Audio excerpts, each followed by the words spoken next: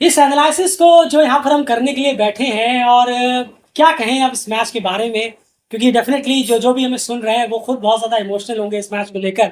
सिर्फ एक रन से टीम जो है इस मैच को गंवा बैठी। जी हाँ, 3-4 ओवर पड़े थे जब लग रहा था कि रन बॉल मैच है, बहुत आसानी से ये मैच निकल जाएगा, तो हमने सोचा चलिए हो गया काम यहाँ पर। और ये आप फोटो देख रहे होंगे स्क्रीन पर, ये पूरी तरह से तैयार था क्योंकि लगा था कि बहुत ही आराम से इतने एक्साइटेड थे कि क्या कमाल की परफॉर्मेंस यहाँ पर टीम देने जा रही है और एक हिस्टोरिकल विन अपने नाम पर जोड़ने वाली है। लेकिन एंड में आखिर एक चीज ने सारा सारा मामला खराब कर दिया, अब वो है प्रेशर। जिस चीज की बात लगातार हम करते रहे हैं और टीम के परफॉर्मेंस में वो दिखा है, नीदरलैंड वाले मैच में हमें वो प्रेशर दिखा, बैटिंग में हम बात कर रहे हैं, और आज भी जो प्रेशर दिखा वो क्लियर चेहरे पे नजर आ रहा था। बहुत सारी चीजें हैं बात करने के लिए। जैसे हमने मैच में कहा था, स्टैंड आउट परफॉर्मर रहा नेपाल, यहाँ पर कोई दो राय नहीं है। लेकिन वो कौन सी छोटी छोटी गलतियां हुई हैं जिसका खामियाजा टीम को आज भुगतना पड़ा, जहां पर वो एक रन से सिर्फ यहाँ पर हार गए, उसके बारे में बात आगे जरूर करेंगे। लेकिन बहुत डिसअपॉइंटिंग रहा, बहुत ही हार्ट ब्रेकिंग रहा, क्योंकि बहुत इतनी अच्छे पोजीशन से टीम ने इस मैच को गंवा दिया। बहुत ही ज्यादा अफसोस हुआ है सर, समझ लीजिए कि ये रियल में one of the biggest heartbreak रहा है T20 वर्ल्ड कप का, जो हम भी यहाँ मैच देख रहे थे उसके लिहाज से। क्या कहेंगे? नहीं, बिल्कुल सही कहा आपने। और जिस तरीके से हार्ट ब्रेक है, बिल्कुल बिल्कुल, और इतना करीब आकर मेहनत कर कर और खुद के क्रिकेट पर क्रिकेट खेल कर, खुद का जो क्रिकेट है इतना उसका जो बार उठाकर 90-80% गेम में आउटस्टैंडिंग क्रिकेट खेला नेपाल ने, उसके बाद ये हार जाना हार्ट ब्रेक है। नहीं उभर पाएंगे इससे, हम भी नहीं। लेकिन आप जानते हैं कि हम किस तरह से डिस्कस करते हैं नेपाल के बारे में, सारी चीजें रखते हैं। हमारे लिए भी बहुत शॉकिंग, बहुत सॉलिड हार्ट ब्रेक है, और आपके लिए तो हम खुद बयान नहीं कर सकते आप कैसा फील कर रहे हैं। बिल्कुल, जी हाँ, और जरूर है, और होना भी चाहिए कि इतनी मेहनत कर कर, अच्छा क्रिकेट खेल कर, इतने करीब आकर एक रन मार्जिन देखिए आप। सिर्फ अगर 100 रन का मार्जिन होता तो समझ में आता, लेकिन एक रन का मार्जिन, तो बात जरूर करेंगे आगे। पर रियली हार्ट ब्रेक तो ये बहुत बड़ा हार्ट ब्रेक है।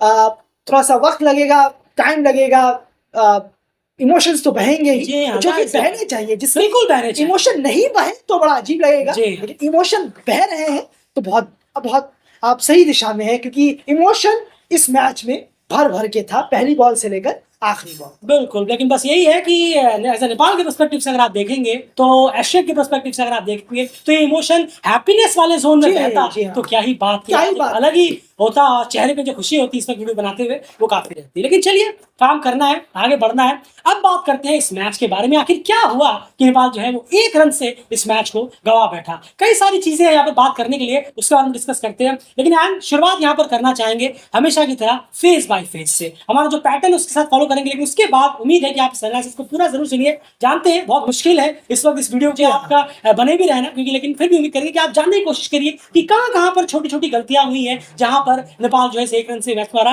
नो डाउट वो आखिरी ओवर में 8 रन बनाना वो तो एक अलग ही था, लेकिन उसके बावजूद भी शुरू से लेकर एंड तक चीजें कहां पर क्या कुछ गलती रही, क्या कुछ बेहतरीन रहा, उसके बारे में बात करते हैं। एंड शुरुआत फेज बाय फेज। जरूर, 1 से 6 ओवर की बात करें तो साउथ अफ्रीका ने 38 रन बनाए 1 विकेट के नुकसान पर, वहीं नेपाल ने 32 रन किए 0 विकेट के नुकसान पर। नेपाल के नाम ये फेस रहा कंप्लीट आउटस्टैंडिंग शुरुआत, पूरा नेपाल लेकर बिल्कुल एब्सोल्युटली आउटस्टैंडिंग इन्होंने जो शुरुआत की नेपाल ने, वो कमेंडेबल था। 7 से 15 ओवर की बात करें तो यहाँ पर साउथ अफ्रीका 42 पे 2 और नेपाल 59 रन 3 विकेट के नुकसान पर। ये फेस भी नेपाल के, बिल्कुल आप रन देखिए, बिल्कुल सही कहा, और छोटे मैच में इतने आगे वो निकल गए, कमेंडेबल परफॉर्मेंस 15 ओवर तक जारी था।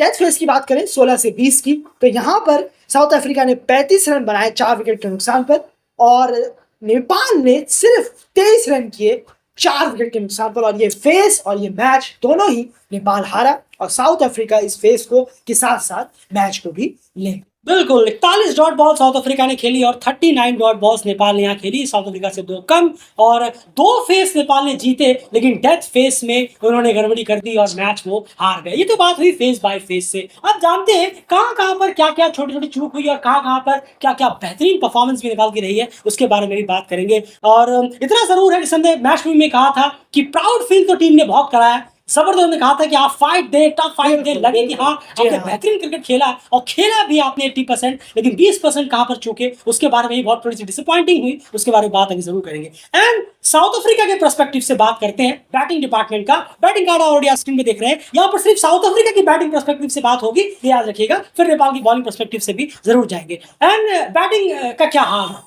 बड़े बड़े नाम पहले बैटिंग किया, रबाडा खुद कह रहे थे कि इस बार शायद हमें थोड़ी सी अच्छी बैटिंग विकेट यहाँ मिलेगी, उम्मीद करेंगे कि हमारा जो टॉप ऑर्डर है वो कुछ रन्स करे, लेकिन अभी भी उनका हाल वही बेदम नजर आया। बड़े से बड़े नाम पूरी तरह से आप कह सकते हैं डाउन नी पे नजर आए नेपाल की बॉलिंग के सामने। बिल्कुल सही कहा आपने, कहीं का भी नहीं छोड़ा नेपाल की बॉलिंग ने। बॉलिंग की बात इन क्लास और वर्ल्ड क्लास और लीग के सुपरस्टार से सजी हुई बैटिंग लाइनअप जो है, इसको कहीं का भी नहीं छोड़ा नेपाल ने। कुछ भी क्रेडिट देने लायक नहीं है साउथ अफ्रीका की बैटिंग में कि इन्होंने ऐसा खेला, इन्होंने वैसा खेला, इन्होंने ये किया, नहीं। हेंड्रिक शुरू से लेकर लास्ट तक स्ट्रगल करते हुए नजर आए। डीकॉक, मार्करम, आपके क्लासन, मिलर, ये सब और स्टब्स खुद, उन्होंने भी एक लास्ट में 27 रन की एक इनिंग खेली। बहुत इंपॉर्टेंट इनिंग थी यार उनकी, बहुत इंपॉर्टेंट इनिंग एक्स्ट्रा में 27। बिल्कुल सही कहा आपने, वो बहुत इंपॉर्टेंट इनिंग रही, पर जो प्लेयर्स हैं उनका स्ट्रगल जारी था और ये करवाया नेपाल के बॉलर्स ने। आउटस्टैंडिंग डिस्प्ले ने बात करेंगे, पर मिलर आउट भी थे, जैसे कि आप कह रहे थे। बिल्कुल मिलर जो थे वो एलबीडब्ल्यू थे वहां पर, बिल्कुल आउट थे जब 3 रन पे वो बैटिंग कर रहे थे, लेकिन अंपायर ने जो है वो कहीं ना कहीं एक फुल मेंबर, एक बड़ी टीम के अगेंस्ट ना जाकर उनके फेवर में वो दिया, क्योंकि वो बहुत देर तक सोच रहे थे सोच कि आउट है या नहीं। आप देखिएगा, अभी आप सोच रहे होंगे हो गया ना, अभी बहुत छोटी चीज है, नहीं। मिलर उस वक्त 3 रन पर थे, उसके बाद उन्होंने 4 रन और बनाए हैं। वो 4 कितने रन मैच है, कितने रन से मैच हारी, 1 रन से। ये एक पहली यहाँ पर चीज हुई है, तो ये छोटी छोटी चीजें होती हैं। उसके बाद आगे बात जरूर करेंगे। एंड कुशल भुरतल ने कैच छोड़ा था मेरे ख्याल से, एक कैच छोड़ा था कुशल भुरतल बोरा के, और 30 रन पर, और उसके बाद 13 रन और जोड़े। वहां पर देखिए वो 4 रन वेस्ट वहां पर गए। ये चीजें होती है, जो फील्डिंग मिस आउट में भी चीजें हुई हैं, बाकी आप जरूर करेंगे। लेकिन वो जो मिलर का रहा, वहां पर अंपायर ने डेफिनेटली एक एरर किया, वो आउट था, वहां पर वो आउट देना चाहिए था अंपायर को, जो अंपायर कॉल हुआ उसमें। देन क्लासन, मिलर, मार्करम, इतने बड़े बड़े लीग्स के सुपरस्टार, जैसे ही थोड़ी चैलेंजिंग पिच आई, फ्लैट डेक नहीं मिला, सबके सब बेदल नजर आए, और ये नजर आए कि थोड़ी चैलेंजिंग पिच होगी तो कुछ खास ये करते हुए नजर नहीं आते। चारों मैचों में फ्लॉप गए एक्सक्लूडिंग मिलर। नहीं, बिल्कुल सही कहा आपने। देखिए हैरानी होती है, क्लासन, मिलर, डीकॉक, इन जैसे नाम जहां वो टफ पिचेस पे चले हैं, हमने इन्हें खुद बड़े होते हुए देखा है इन प्लेयरों को, लेकिन इनका ना चलना ये हैरानी होता है। पूरा अगर हम इनको ब्लेम करेंगे या इनके क्रिकेट पर हम दाग लगाएंगे तो ये भी अजीब है। बिल्कुल ऐसी ऐसी घटिया पिचेस पर भी इन्होंने रन किए जहां इतनी इतनी हाथ की टर्न हो रही है। बिल्कुल हमें 2015 नहीं भूलना चाहिए किसी भी हाल में, जहां इन दोनों ने, खासकर मिलर और डीकॉक ने क्या किया था। क्लासन ने 2017 या 18, मुझे याद नहीं इतना, क्या किया था इतनी इतनी टर्न वाली पिचेस में। तो बल्लेबाज है, बिल्कुल बिल्कुल सही कहा आपने, बल्लेबाज है ये तगड़े, लेकिन ये नहीं चले, इनको चलने नहीं दिया गया। ये क्या कमाल का डिस्प्ले जो रहा है चारों ही टीमों का। बिल्कुल, और इस टूर्नामेंट में तो खैर बहुत ज्यादा स्ट्रगल कर ही रहे हैं साउथ अफ्रीका के बल्लेबाज। चलिए बॉलिंग की तरफ बढ़ते हैं। बॉलिंग की तरफ यहाँ अगर बढ़े हैं नेपाल की, तो कहना होगा आउटस्टैंडिंग बॉलिंग यहाँ पर रही है और कमेंडेबल परफॉर्मेंस यहाँ पर रही है। जिस तरह से नेपाल की बॉलिंग ने स्ट्रगल किया था इस वर्ल्ड कप से पहले से, उसके बाद आपको फुल मार्क्स देने पड़ेंगे बॉलर्स को, जो परफॉर्मेंस रही है। और सिर्फ बॉलर से मतलब हमारा ये नहीं है कि स्पिनर्स ने आकर, कुशल भुरतल ने आकर विकेट्स लिए, संदीप ने कमाल की बॉलिंग रखी है, थोड़ी सी खराब हो नहीं, 7-8 महीने बाद आकर भी एक एक्स्ट्रा नहीं, बिल्कुल स्टंप टू स्टंप लाइन पकड़ के जो बॉलिंग उन्होंने कराई है वो आउटस्टैंडिंग रही है, कमाल की बॉलिंग। सिर्फ स्पिनर्स यहाँ पर नहीं, वही मैं कह रहा था, स्पिनर्स को पिच से हेल्प मिल रही थी, वो हमने देखा। मार्करम को भी हेल्प मिली थी, स्टम्प्स ने तो जबरदस्त मैच ही टर्न किया अपने बॉलिंग स्पेल से, लेकिन जो पेसर्स ने यहाँ काम किया वो भी कमाल का परफॉर्मेंस रहा है। सोमपाल कावी ने अपने फर्स्ट स्पेल में महज 5 या 6 रन दिए, मुझे याद है। जी हाँ, 5-6 रन दिए, कमाल की बॉलिंग रही। पहला ओवर तो उनका मैडी नहीं किया, का बाउंड्री किया था, वरना मैडी नहीं। उसके बाद अविनाश बोरा को आप देखिए, इतने ट्रिकी, इतने इंपॉर्टेंट मैच में सामने हेंड्रिक्स, मिलर, क्लासन जैसे बैट्समैन बैटिंग कर रहे थे, प्रेशर क्या था उनपे, उन्होंने महज 16 रन, मेरे ख्याल से 19 रन खर्च किए 3 ओवर में, पहले ओवर में 10 दे दिए, और 10 दिए थे, और उसमें भी कुशल भुरतल ने बहुत ही आसान सा कैच छोड़ा था। उस 4 रन को आप काटेंगे देखेंगे तो 3 ओवर में 15 रन दिए, सिर्फ 5 की। आपने देखिए सबकी बॉलिंग बहुत ही अच्छी रही, बॉलर से अपनी पूरी जान डाल दी। एक भी ऐसा बॉलर नहीं था आज की डेट में जिन्होंने बॉलिंग कराई हो। करण ने भी चलिए 9 रन दिए, इतने भी कोई खास नहीं पिटे क्या उनको लेकर बैठ जाए, सब ने पूरी कंट्रोल से कोशिश की। लेकिन यार मैं एक चीज यहाँ पर जानना चाहूंगा, संदीप लामिछाने ने 4 ओवर डाले, बहुत अच्छी बॉलिंग कराई, विकेट्स अनफॉर्चुनेटली नहीं मिले। कुशल गुरतेल ने 4 विकेट निकाले हैं, क्या रीजन आपको समझ में आता है? ये जानना बहुत जरूरी है कि कुशल गुरतेल को यहाँ पर विकेट्स लगातार मिले हैं और संदीप लामिछाने विकेटलेस यहाँ पर गए हैं। यहाँ बॉलिंग की बात नहीं कर रहे हैं अच्छी बुरी, यहाँ विकेट्स की बात कर रहे हैं। संदीप की आउटस्टैंडिंग बॉलिंग हुई है इतने महीने बाद, लेकिन कुशल को विकेट क्यों मिले और संदीप को क्यों नहीं मिल पाया? जरूर देखिए, कुशल गुरतेल ने यहाँ फ्लाइटेड डिलीवरी का बहुत अच्छा इस्तेमाल किया है। ये आपने सही कहा, एयर में उन्होंने कमेंट्री बॉक्स में भी कह रहे थे, बिल्कुल सही कहा। तो वो लेंथ तक बॉलर तक पहुंच रही थी वो बॉल, और माफ कीजिएगा बैट्समैन तक पहुंच रही थी वो बॉल। तो काफी वक्त लेके आगे निकाल कर अपने आप को, आप अगर मार्करम का विकेट देखेंगे तो आपको नजर भी आएगा कि वो किस तरीके से बॉल के चलना चाह रहे हैं, बॉल तक बल्लेबाज पहुंचना चाह रहे हैं। और संदीप जो कर रहे थे, बॉल जो बैट्समैन जो है उन तक बॉल आ रही थी जी।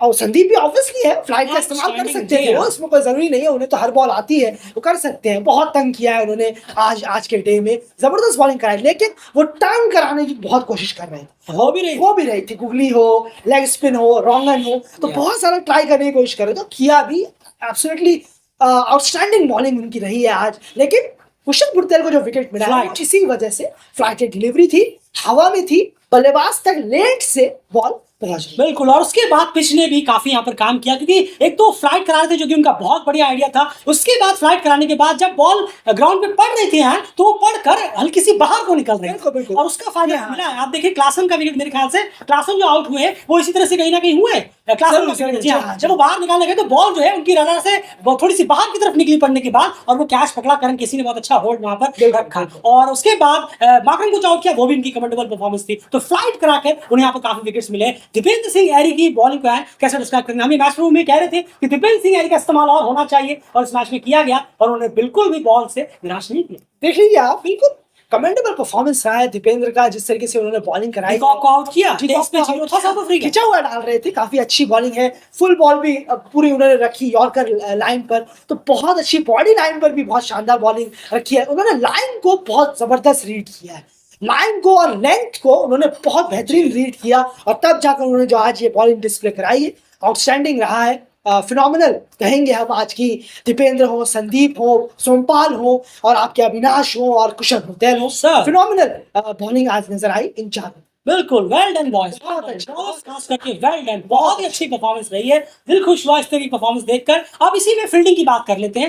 10 रन फील्डर्स ने अपनी तरफ से छोड़े हैं। कुशल गुरतेल का आपको कैच याद है? कैच छोड़ा था, चौका गया, उसके बाद एक और मेरे ख्याल से चौका गया था, कोई मिसफील्ड हुआ था, 4 रन गए थे, और उसके बाद एक सिंगल का डबल गया था। सोमपाल स्वामी ने कैच छोड़ा, उसका एक सिंगल आया था, और एक और सिंगल मिसफील्ड से आया था। कुल मिलाकर 10 रन फील्डर्स ने यहाँ पर एक्स्ट्रा खर्च किया। उसमें भी एक कैच था हैंड्रिक्स का, पे थे, उसके बाद उन्होंने 13 रन और जोड़े। उसके बाद अंपायर कॉल था, वो अंपायर का इधर था जहां पर मिलर, खास करके हैंड्रिक्स का जो 13 रन एक्स्ट्रा और 10 रन फील्डिंग।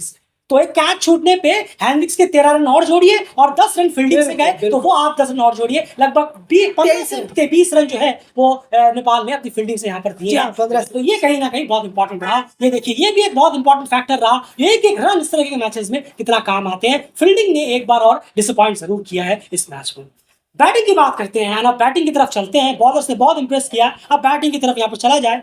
बैट्समैनों ने भी इंप्रेस किया, लेकिन आखिरकार वो जाते वही गलती कर बैठे जिस गलती के बारे में हमने Netherland versus Nepal match analysis में भी कहा था, और मैच प्रीव्यू में भी हमने ये चीज कही थी। मैच प्रीव्यू में शायद हमने ये चीज नहीं कही थी, लेकिन नेपाल वर्सेस नीदरलैंड मैच में ये चीज कही थी, वो है एक एक्स्ट्रा एडेड प्रेशर अपने ऊपर ले लेना। शुरुआत की बात करें यार, तो बहुत ही अच्छी शुरुआत हुई।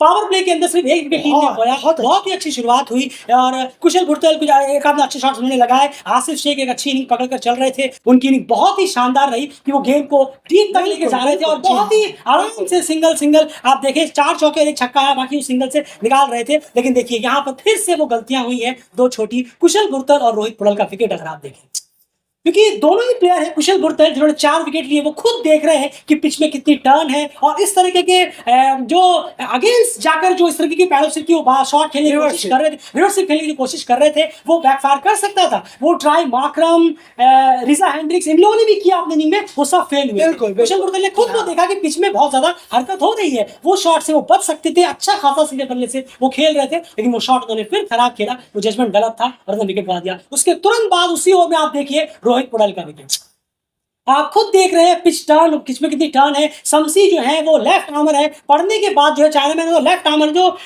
पढ़ने के बाद जो है वो बॉल अंदर की तरफ आ रही है और जिस तरह से शॉट खेला वो कुछ कुछ माकरम जैसा ही। बिल्कुल बिल्कुल, माकरम वाले में बॉल थोड़ी बाहर निकल रही थी तो ऐश लगा और कैच हो गया, और इनके केस में बॉल पड़कर अंदर आई तो रोहित जो है बहुत बाहर के लिए गए और क्लीन बोल्ड हो।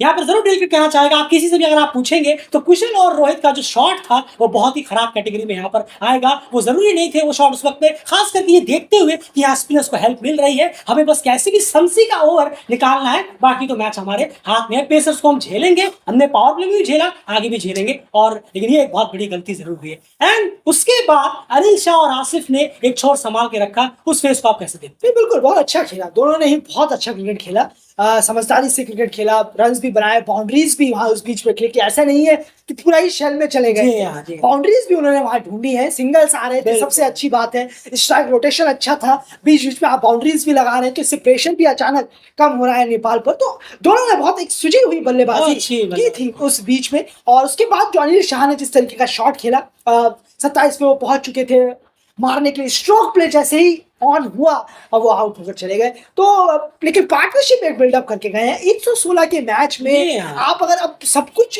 ही प्लेयर पे डाल देंगे तो ये बहुत ज्यादा हो जाता है। एक पार्टनरशिप उन्होंने करके दी है, अब मेहनत की, आगे टीम को बढ़ाया और मुश्किल में थे, लगातार 2 विकेट गिरे, कुछ रोहित का विकेट गिरा। बिल्कुल आप नाम सोचिए, ऊपर के टॉप ऑर्डर के बल्लेबाज गए और रोहित इनफॉर्म पिछले मैच में 38 किए थे, तो ये सोचने वाली बात है। तो इन्होंने यहाँ पर एक छोटी सी पार्टनरशिप की, छोटे से मैच में, छोटे से स्कोर वाले मैच में। ये नहीं है कि 200 रन चाहिए तो 40 रन की पार्टनरशिप कर रहे हैं, इससे क्या होगा, कुछ भी नहीं होगा। लेकिन एक छोटे मैच में छोटी पार्टनरशिप बहुत वैल्यूबल हो जाती है, इन दोनों ने करके दी है, तो बहुत अच्छा।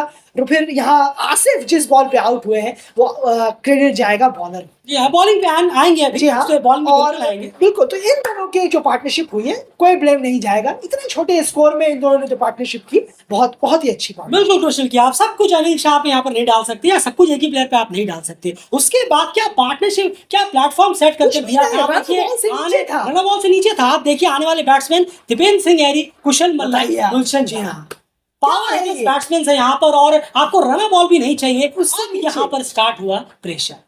अनिल शाह जैसे ही आउट हुए उसके बाद यहाँ पर स्टार्ट हो गया प्रेशर बिल्डअप होना। आपको याद होगा जब दीपेंद्र सिंह यानी बैटिंग कर रहे थे, कुशल मल्ला जब डगआउट में थे, वो वहीं पर उनके पैर और हाथ जो है पैर हिल रहे थे, वो शेक कर रहे थे, वो काम उन्हें पता था कि अगला मुझे जाना है, वो दिख रहा था। दीपेंद्र सिंह यानी जब बैटिंग कर रहे थे उनके अंदर प्रेशर क्लियर नजर, पूरा पसीने से पसीना तो चलिए ह्यूमिडिटी है, लेकिन उसके चेहरे से जो है वो उनके चेहरे से नजर आ रहा था कि वो प्रेशर में आप प्रेशर फील कर रहे हैं, जैसे जैसे गेम क्लोज आ रहा है। इसी तरह के ट्रिकी प्रेशर सिचुएशन में नेपाल ने इस मैच को गवाया है। दीपेंद्र सिंह यानी जो आउट हुए सिर्फ 6 रन बनाकर वो एज दे बैठे। उसके बाद आप देखिए 2 ओवर में 16 रन चाहिए आपको। यहाँ पर क्या चाहिए कि आप शुरू की बॉलों को निकालें और फिर कोशिश करें कि लास्ट के चौथी या 5वीं गेंद पर एक बाउंड्री आ जाए। ये वो सेंसिबल क्रिकेट की बात होती है। लेकिन आप देखिए कुशल मल्ला है, उन्होंने आते ही नॉर्किया पर इतनी देखा ना आपने स्पीड समझा, बस बल्ला घुमाना स्टार्ट कर दिया और क्लीन बोल्ड, क्लियरली पेस से बीट हो गए। आप देखेंगे अभी तो क्लियर आपको पता चलेगा, आप पेस से बीट हो गए। आप सोचिए, बिल्कुल जरूरत नहीं थी शॉट की, आपको सिर्फ इतना करना था, आपको 1 रन देकर छोर बदलना था। बिल्कुल। फिर गुलशन जहां आते, जो भी बैट्समैन थे सामने, आपको 1 रन देना था, छोर बदलना था, फिर 1 रन देना था, छोर बदलना था। इसमें अगर डबल आ गया तो बहुत अच्छी बात है, छोर बदलना था। 4 गेंदों तक आपको 4 सिंगल लेने थे, बचते कितने, अब ट्राई 10 गेंदों में, तब बचते 10 गेंदों में 12 रन, 10 गेंदों में, माफ कीजिएगा 8 गेंदों में 12 रन, 8 गेंदों में 12 रन। अब आपको ट्राई करना चाहिए था चौके। बिल्कुल चौका आता, क्योंकि अगर आप शॉट खेलते चौका तो क्योंकि 4 बॉलों तक आप उनकी स्पीड नाप लेते, आप नीचे देख लेते फील्डिंग कहाँ लगी हुई है, आप स्पीड देख लेते, क्या ये कुछ चेंज वगैरह तो नहीं कर रहे हैं, अपनी लेंथ चेंज तो नहीं कर रहे, देख लेते। उसके बाद आपको ट्राई करना चाहिए था। ये हम कुशल मल्ला के पर्सपेक्टिव से कह रहे हैं, स्ट्रिक्टली कुशल मल्ला के पर्सपेक्टिव से। फिर आप 7वीं 5वीं गेंद पर शॉट के लिए जाते तो ऑटोमेटिकली स्कोर, जो बाउंड्री हो जाती तो 7 गेंदों में स्कोर आ जाता 8 रन। बिल्कुल कुछ भी नहीं। बताइए, ये दिक्कत हुई है कुशल मल्ला के साथ। उन्होंने आते ही स्पीड नहीं देखी, कुछ नहीं देखी, बस बल्ला वो इनका टिपिकल उठाना चालू कर दिया और वो क्लीन बोल्ड हो गए। लेकिन उसके बावजूद भी सोमपाल कामिल ने जो 6 लगाया वो टाइमिंग था, बहुत सही टाइम, सॉलिड सही टाइम पर उन्होंने वो 6 लगाया। क्योंकि मतलब, और उसमें आप देखिए उस बॉल पे स्पीड नहीं थी, कम थी, 114 की स्पीड से वो बॉल थी। नॉर्गिया ने, ये नॉर्गिया की बहुत बड़ी गलती थी, स्पीड कम कर दी। ये साउथ अफ्रीका की पर्सपेक्टिव से हम कह रहे हैं, अगर वो स्पीड से रखते शायद वो बॉल खड़ी हो जाती। पिछली तीनों बॉलें स्पीड में बहुत तेज थी, उन्होंने वो बॉल स्लो रखी और उसका सोमपाल ने दोनों हाथों से बटोरा और छक्का लगा दिया। 105 मीटर का लंबा छक्का लगाया, वो कमाल का था। वो सोमपाल ने जबरदस्त 6 लगाया और मैच में वापस। उसके अगली बॉल पर 2 रन भी आ गए। जी हाँ, फिर बचा 1 ओवर में 8 रन और वहां पर गुलशन झा पूरी तरह से प्रेशर में नजर आए। एक चौका आने के बावजूद भी प्रेशर में नजर आए। या हम नेपाल के पर्सपेक्टिव से बात करें, देखिएगा बॉलिंग की बात अभी करेंगे कि बैट्समैन ने कैसे 8 रन रोके अपने ओवर में। लेकिन यहां पर कंप्लीटली नेपाल अगर इस गेम को हारा है तो सिर्फ प्रेशर और कुछ प्लेयर्स के खराब शॉट, गलत टाइम पर खराब शॉट्स खेलकर जो अपनी विकेट्स गंवाए कुशल और रोहित ने, वो बिल्कुल भी जरूरत नहीं थी। आप देख रहे हैं पिच में कितनी टर्न है, वो शॉट्स नहीं बनते थे। और उसके बाद दीपेंद्र नर्वस थे, दीपेंद्र, कुशल, गुलशन, ये तीनों बहुत नर्वस नजर आए, कंप्लीटली अंडर प्रेशर नजर आए, जिसकी वजह से जो ये तीनों है बिल्कुल भी छाप। आप देखिए तीनों का स्कोर 11, 3, 14, 20 गेंदों में तीनों ने 13 रन बनाए। कुछ भी डेथ ओवरों में 20 गेंदों में 13 रन। आप सोचिए इतने बड़े बड़े नाम हिटर्स में यहीं पर कहानी बयां करती है कितने ज्यादा अंडर प्रेशर। लेकिन सोमपाल ने बहुत अच्छी कोशिश की। इन तीनों प्लेयर्स ने बहुत लेट डाउन किया यहाँ पर। और आसिफ को जो आउट किया गया वो आउटस्टैंडिंग डिलीवरी थी, जबरदस्त डिलीवरी, कोई जवाब नहीं, वो आपको बॉलर को क्रेडिट देना पड़ेगा। एंड बॉलिंग की बात करते हैं अब, कैसे डिफेंड किया 116 रन साउथ अफ्रीका ने, जबकि 80% मैच में वो इस गेम से बाहर। बिल्कुल समसी वन एंड ऑल समसी ने जो काम किया है, विकेट्स निकाले हैं, विकेट इसकी जरूरत होती है T20 क्रिकेट में, और उन्होंने वो करके दिया है। 4 ओवर में 19 क्या है, 4 ओवर में 5 रन भी देते हो और अगर विकेट नहीं निकालते तो कोई फायदा नहीं। बिल्कुल, लेकिन विकेट निकाल के दिए हैं, बस यही सबसे बड़ी इंपॉर्टेंट है। आप विकेट देखें, और कुशल भुरतेल, रोहित पुडेल, किसका नहीं है, दीपेंद्र सिंह हैरी, आसिफ, आप नाम देखिए उसके विकेटों के, आप कुशल, रोहित, आसिफ और दीपेंद्र, बहुत बड़े चारों का उन्होंने निकाल कर दिया है। और सबसे बड़ी बात ये आपने नोटिस किया होगा, पहले फेस में विकेट नहीं गिर रहे थे, उन्होंने 2 विकेट निकाले।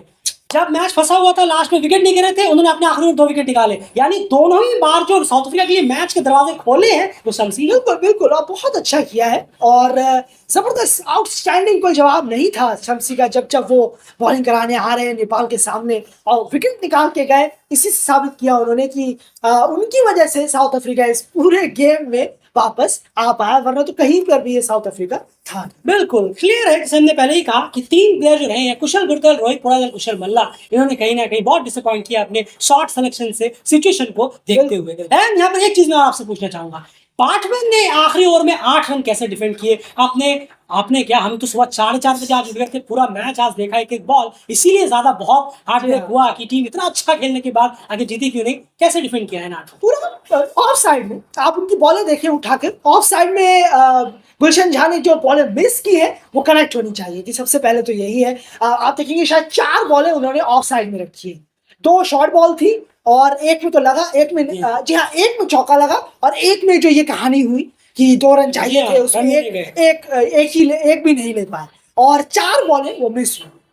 मारने जा रहे हैं ऑफ की तरफ, लगी नहीं रही है मिस, और एक तो पूरा यॉर्कर थी ऑफ साइड की तरफ, वो भी मिस हो गई बॉल। तो बहुत क्रेडिट देना होगा, वो लाइन से अपने नहीं भटके। उन्होंने जो प्लान किया हुआ था कि मैं ऑफ साइड में ही रखूंगा, चाहे पिट जाऊं चाहे कुछ भी हो जाए, जिसमें कि चौका भी खाए हैं वो, लेकिन उसके बावजूद वो उस लाइन से भटके नहीं। और उसके बाद जो बॉडी में उन्होंने रख डाली वो बॉल अचानक गुलशन झा के, तो वो बॉल वो तो लकीली हुआ है ये साउथ अफ्रीका के लिए। वही हमने कहा, प्रेशर गुलशन झा प्रेशर में दिख रहे थे, पूरा प्रेशर में दिख रहे थे। जो शॉर्ट बॉल उन्होंने डाली उसमें भी उनका बल्ला लगा नहीं पीछे मांगने के चक्कर में, लेकिन बैट्समैन ने जो ओवर कराया है वो बहुत बेहतरीन ओवर था। एक जगह पे स्टिक रहकर उन्होंने जिस वीक जहाँ है गुलशन झा ऑफ साइड की तरफ, जो नहीं लगा उनसे कनेक्ट होना चाहिए था, वो हुआ नहीं, वो क्रेडिट बैट्समैन को जाए।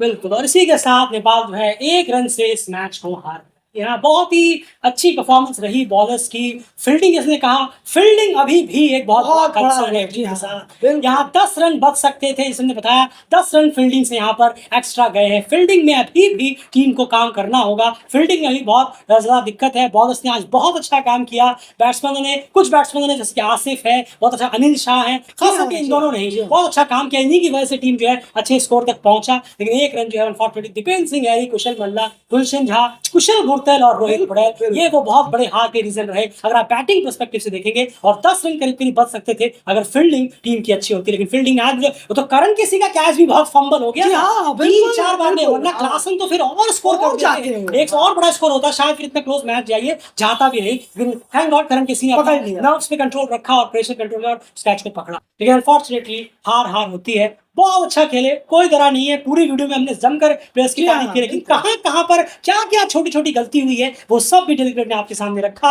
अब आपको तय करना है कि कौन सी गलती ज्यादा भारी पड़ी है, फील्डिंग में 10 रन कंसीड कर देना, या आप देखें तो उसकी वजह से हैंड्रिक्स को भी 13 रन जोड़ना, या आपका कुशल और रोहित का अननेसेसरी खराब शॉट खेलकर एक अच्छी शुरुआत को वेस्ट कर देना, या दीपेंद्र, कुशल मल्ला और गुलशन झा का एक अच्छे सेटअप बेस पर अपने आप को कैपिटलाइज ना कर विकेट थ्रो कर मैच को हार जाना। क्या रीजन आपको समझ में आता है, आप जरूर अपनी कमेंट बॉक्स में राय रखिएगा। हार्ट ब्रेक मोमेंट जरूर है, लेकिन एक अच्छा मौका टीम ने गवा दिया।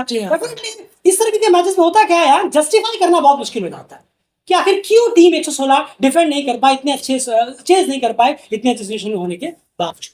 फिलहाल इस वीडियो में इतना ही। बने रहिए डेल के चैनल के साथ। एंड एट द एंड आप कुछ है कहना चाहेंगे, एनालाइज खत्म करने का टाइम? जी हाँ, बिल्कुल, बस यही कहेंगे कि आप कोशिश बहुत की नेपाल ने, और वर्ल्ड कप है इसलिए जीत बहुत इंपॉर्टेंट होता है। जी हाँ, कोशिश तो चलिए जो लोग याद नहीं रखते, और उसके लिए तारीफ हुई, बहुत तारीफ होनी चाहिए। कुछ नहीं छोड़ा आपने साउथ अफ्रीकन जैसी टीम का। बहुत खुशी है कि लीग के सभी स्टार्स को आपने धूल चटा दी कि यहाँ तो आपसे 10 रन नहीं पड़ रहे, आप तो पाटा विकेटों में हीरो बन गए। बिल्कुल सही कहा आपने। लेकिन बस यही है कि हार या जीत बहुत मैटर करती है, बहुत मैटर। ये मोटिवेशनल लेक्चर्स वगैरह इसको साइड रखिए, इससे जिंदगी नहीं बनती। हार और जीत ही लाइफ डिसाइड करती है। बिल्कुल, चाहे एक रन से हार हो, हार तो हार है आखिर एट द एंड। और साउथ अफ्रीका यहाँ पर जीती है 8 पॉइंट्स के साथ, वो अब सॉलिड तरह से पहुंच गए और नेपाल के पास सुपर 8 से अब वो रेस से बाहर हो चुके हैं। बांग्लादेश के 4 पॉइंट्स है, अगर नेपाल लास्ट मैच जीतता भी है तो उनके 3 पॉइंट्स होंगे, जो कि काफी। नीदरलैंड्स इस जीत के साथ, साउथ अफ्रीका की जीत के साथ अभी भी रेस में बना हुआ है। अगर वो श्रीलंका के खिलाफ एक बड़ी जीत दर्ज कर लेता है और नेपाल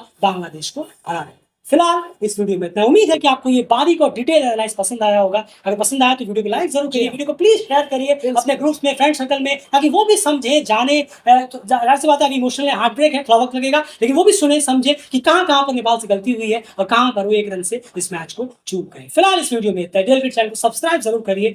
बहुत ही अच्छी परफॉर्मेंस रही टीम की, लेकिन एट द एंड हमने पहले ही कहा हार और जीत मैटर करती है। यहाँ पर जीत ही सब कुछ होता है। बाय।